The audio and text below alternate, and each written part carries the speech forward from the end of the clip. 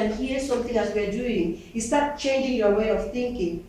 When sometimes we think differently, sometimes we imagine that, oh, we can cut money a bit, or we can do this a bit. But then when we start training ourselves to say, no, this is not the right way, you know. Hands up those who ever stole a piece of meat from the pot. You know,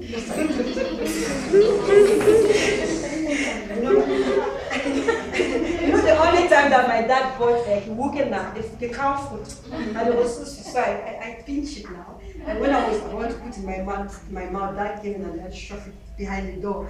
So, you know, those things we do them, don't we? Sometimes the change of mentality comes when we become more aware of the little tiny things that we do and we don't realize that they're actually affecting the community. Then we sit and we think, oh, the country is poisonous, now the government, now everything. The person that can change that government could be a woman in here. So this is when I started thinking, go back home, see what I can do start with ladies first, and children. So as a speaker, I started coming from 2000, when I came back in 2012, I went back to Yaoundé. I had a project with English-speaking musicians, and I went to visit Chisang Orphanage that time, and I did a few bits and bobs. Then from there, I started doing visiting schools and talking to school children and giving them writing materials. Then eventually I set up a library in Kikakelase. For those who can follow my website, it's a beautiful library, which was just on one day books from UK. So just pick them, because they have their computers and they're changing into electronic system. So there are books that are going to be built. Maybe we need them now.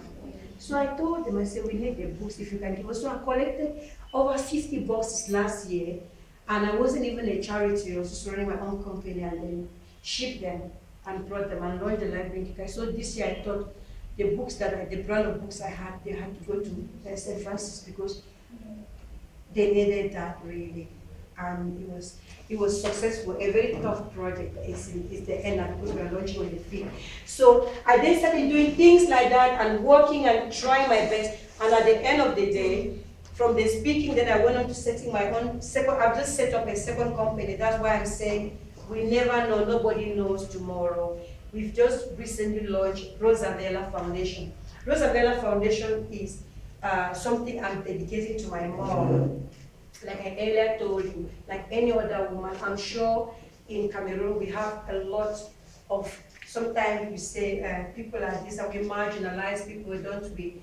Have you seen those people in your area where you live, where they say, oh, don't go to that houses? So I wanted to dedicate this to Rosabella, and imagine that will keep her name. She died, she suffered all her life. She died very young, about 45, 50, and I didn't want her name to die.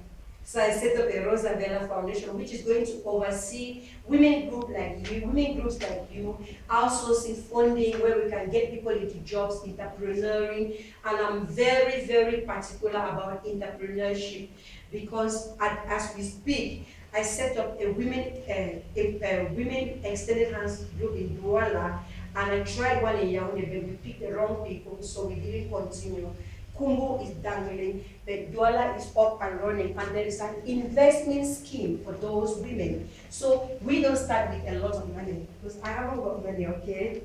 Yes, I've got a heart that long, and the little that I have I share. So we kind of get women who want to, maybe small businesses that are started and are struggling. You could start with as minimum as 100,000, and then you get your business, and you run the business for about a year, or with a given time with that amount of money. Then you belong to that group. I think in each town we're trying to stream to about just 10, depending on how much funds we get. And then you doing whatever you're doing, and then we always need a director or somebody in that city, because it's not me. Because imagine if I have 10 women in Douala and I have to phone all of them, everyone from Vincent, to find out how they are doing.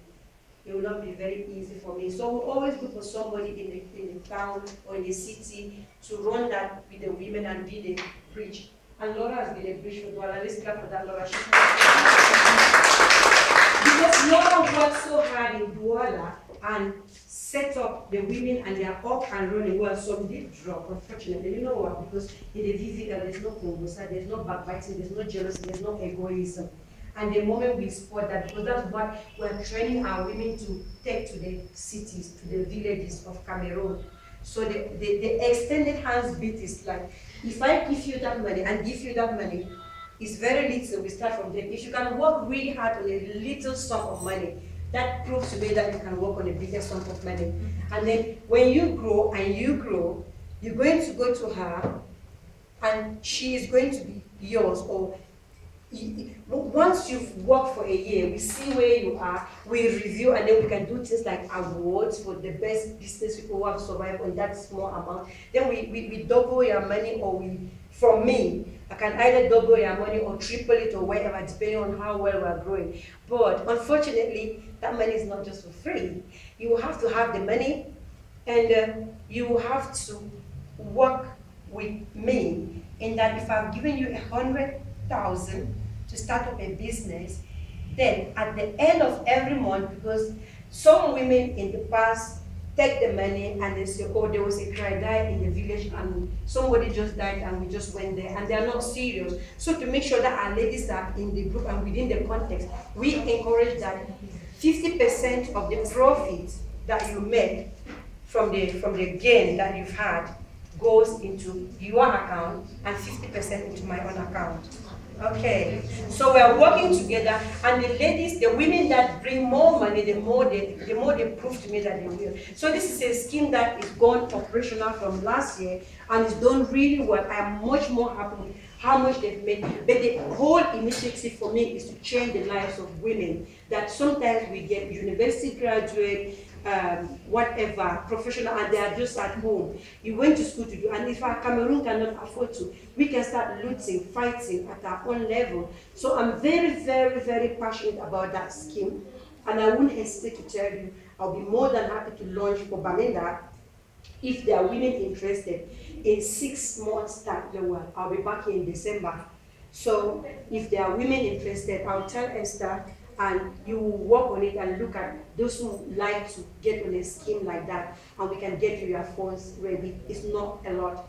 You can start your granite or whatever. The reason is because we don't want you to give to start with a big amount of money should things go wrong. And it works well for those who have businesses already. Because if you're a hairdresser, who is a hairdresser?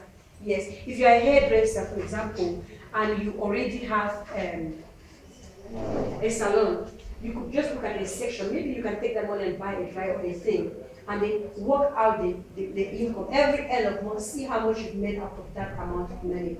Put 50%. Say if at the end of it, over the 100, you make say 150,000. Put 25 in my account. Keep 25. Yes, women ask me, how will you know? I don't care to know.